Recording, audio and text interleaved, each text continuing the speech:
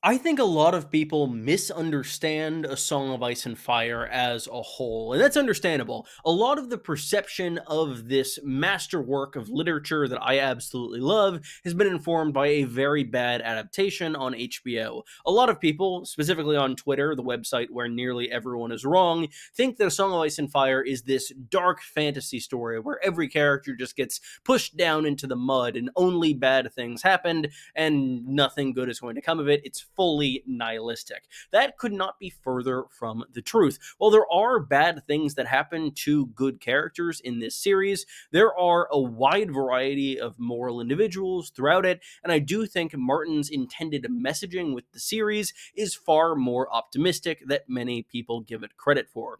Today, I want to examine that message and why I think people misunderstand it. All of this misunderstanding seems to derive from two key ideas. First up, that characters are only morally gray in Martin's work. They are just kind of mixed, both good and bad people, and nobody is really good, nobody is really bad. It's just kind of a mess, and nobody really understands anything. Additionally, there's the thought that, oh, all of these bad things are happening to all of these characters all the time. Nothing good ever happens. It's just terrible through and through. To tackle the first of those ideas first, I think that Martin's characters are not necessarily just gray. I think that very much loses the forest for the trees. First and foremost, there are morally good and morally bad characters in Ice and Fire. If we're just looking at purely viewpoints, we have on the good side Ned Stark, Brienne of Tarth, Davos Seaworth. All of these individuals I think are just purely good people. On the contrary, we have people like Victarion, and moving beyond viewpoints, we have the Mountain, we have Ramsay Bolton, we have so many people who are just purely evil. We have Tywin Lannister, and I think a lot of this perception comes from some of the show portrayals of these characters, given the fact that we know that the showrunners had a bit of a soft spot for Tywin, and they wanted to portray him as this sort of necessary evil that the realm really needed to survive. If we look at what happens to these characters throughout the story, it is easy to see good things happen to bad people and bad things happen to good people. Let's take Ned Stark and Tywin Lannister as a case study. In the early parts of the series, we see Ned Stark beheaded by the forces of evil when he was trying to be honorable and rule the realm. Tywin Lannister is almost exactly the opposite. We see him use completely ruthless tactics, be completely underhanded, and ultimately win everything he hoped to achieve. But the key to both of these characters' arcs lies in their legacies, which is something that Tywin Lannister focuses on a lot. And after Tywin is gone, everything falls apart for the Lannisters. This is something the show really doesn't get to, given the fact that Cersei just stays in power until like the last episode. But Tywin being dead causes this effectively realm he is bound together through fear and power and pretty much nothing else to completely run away from his descendants, and ultimately it is eating the ground from Lannister power, which we will see come into full fruition in the early parts of the Winds of Winter when Aegon finally takes them out of power. Tywin's legacy is one of abject failure, as nothing he set out to achieve lasted beyond the immediate impact of his death. Ned Stark is the opposite. While yes, he is a good man killed by bad people for bad reasons, we see his legacy persevere. Not only are his children much better people, all of whom are being shaped to have a massive impact on the realm and how it will ultimately take shape at the end of the story, but beyond that, we see people in the North and throughout the realm rally behind the idea of Ned Stark's legacy. He is known as a truly honorable man and a truly good leader for the North, so much so that we see individuals like Wyman Manderley willing to risk their own lives to attempt to restore his descendants to power, given that Ned was such a great leader and the Boltons were the ones who betrayed his son and ultimately cost them the kingdom. I also want to ask, what's your opinion on all of this? Do you think Ice and Fire is optimistic, nihilistic, somewhere in between? It has elements of both. Let me know in the comments while you're down there. Leave a like and subscribe, and I'll get back to talking about this.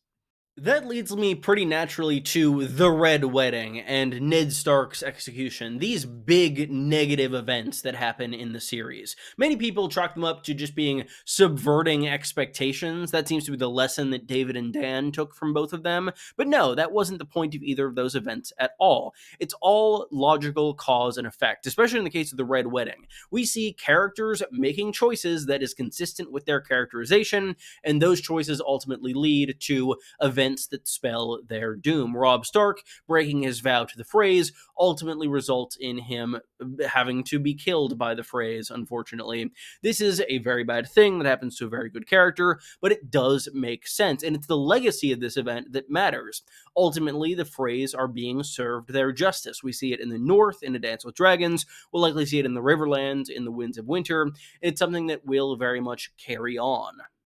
I don't think Martin is nihilistic by any means for events like the Red Wedding. Rather, I think he is a realistic optimist. He knows that there are bad people in the world and that bad things happen. However, he knows that ultimately the arc of history bends towards good. It is the heroes who are remembered, and we see that even beginning in the main series. And it is worth noting, the series is not yet finished. We have two books that are yet to be released, and I believe those will slot into what the overall moral message of the series is in a much more positive way. While we know The Winds of Winter is going to be fairly dark, The Dream of Spring is something that has a very optimistic title, and Martin has mentioned as being something he wants to have a bittersweet ending. The series, as it currently stands, is very much still in the cave of the hero's journey. A Dance with Dragons was a lot. A lot of characters are going through a lot right now, including one who is currently bleeding out in the snow and has been for 14 years. But this current state is not the end of their arcs, nor is it how they will be remembered. A lot of these comparisons I see are between George R.R. Martin and J.R.R. Tolkien, often praising Tolkien as having this masterwork. I love The Lord of the Rings. I don't mean any disrespect to it, but ultimately a lot of the credit to that masterwork that I see being given on like memes online is saying, "Oh, it's nice to have just morally good guys and morally bad guys," whereas in Martin's work it's just a morally gray mess.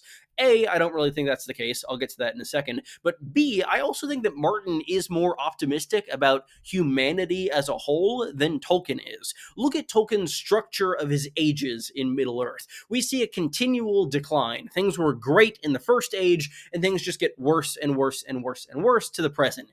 Yes, the evil is defeated in the not president, but at this point, it's still a pale echo of what came before. I'd recommend a Matt Colville video on Dead Empires. It's an excellent exploration of this topic, but I think that Martin's arc of history very much bends towards improvement more. He knows that while there are things that are lost with time, progress is ultimately made in slow increments, and things do get better than they once were. And I think that's the key to A Song of Ice and Fire as a whole. While there is going to be great suffering throughout the series, ultimately the world will improve.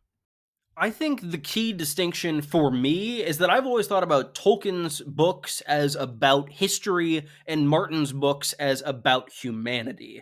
It really captures the feel of both of them. Martin always says the only thing worth writing about is the human heart in conflict with itself, and we can really see that in each of his viewpoint characters. Each of them is fully a human that has good elements and bad elements, strengths and flaws, and we see that expressed. That can lead to people thinking that, oh, every character is gray, but ultimately, every character is human. Every character has great moments, great triumphs, and massive defeats. And we see all of that because they are people. Tolkien feels like a broader kind of view of what is going on as a whole in this world and what has shaped it to be and what will shape it to be. And I think both are excellent in their own regards, but they ultimately lead to this sort of disconnect that makes it difficult to compare the two works, especially when trying to name one as the best, which I think they're pretty much tied in my eyes. The immediate inspiration for this video was George R.R. Martin's recent blog post where he discussed Superman. I also saw Superman recently and I absolutely loved it. And the way Martin talked about it made me realize that I think it really resonates with Ice and Fire as a whole. I think that Superman is a very human movie in a way, which is interesting given that he is not. It's about heart, it's about the ways in which humanity can triumph, and I think that Martin correctly recognizes it because he's written about it so much. I think that A Song of Ice and Fire, while being admittedly less bright and cheerful when compared to a comic book or this movie, I think ultimately it does have the same positive ideas about the best parts of humanity being able to persevere regardless of the great evil that is currently being used against them. What do you think? Let me know in the comments, and be sure to leave a like and subscribe. Thank you so much for watching, I really appreciate it, and I'll have many more videos for you on House of the Dragon, A Song of Ice and Fire, Game of Thrones, Dunk and Egg in the very near future, as well as maybe a few other analyses of other media things that I like and have wanted to talk about for a while. I really appreciate any support. I also have a Patreon in the description if you'd want to support me that way. And yeah, thank you very much for watching. I will see you soon.